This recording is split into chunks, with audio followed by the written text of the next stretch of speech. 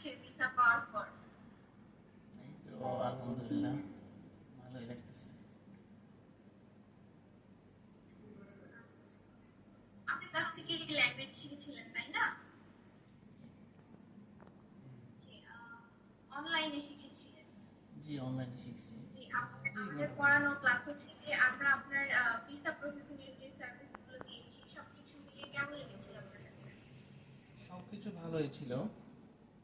এখানে একটা কথা হচ্ছে আমি আমার ফ্রেন্ডের মাধ্যমে আপনাদের ন্যাশনালের মানে পোস্টটা পাই।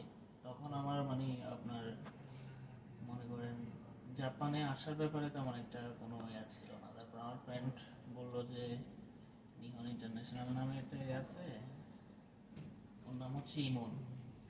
তো ওর মাধ্যমে মানে নিহন ইন্টারন্যাশনালে ইয়াসমিন আপুর সাথে কথা হয়েছে, তারপরে আপনাদের এখানে করছি। আপনার স্পন্সর কে ছিল ভাইয়া?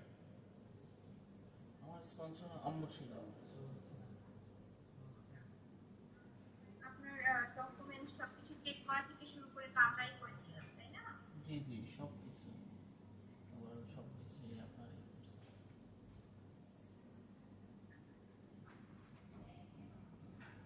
আমাদের নিপন ইন্টারন্যাশনালের সার্ভিস গুলো তো আপনার কাছে ভালো লেগেছে, তার জন্য আমরা খুবই মানে খুবই আশাবাদী আপনার কাছে।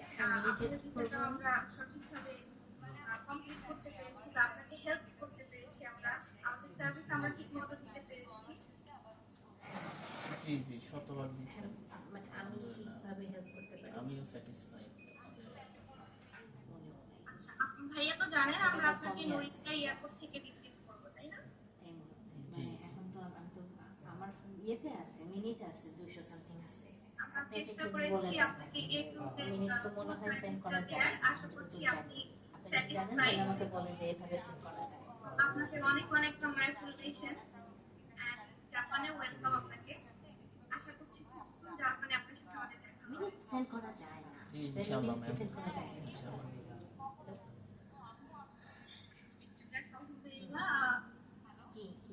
তারপর আপু সবকিছু এক্সপ্লেন করে দিছে। হ্যাঁ, এরপরে আপু আমাকে কল দিয়ে বলছে যে সমস্যা নেই, টেনশন করিও না, আমি সবকিছু ম্যানেজ করে নিব।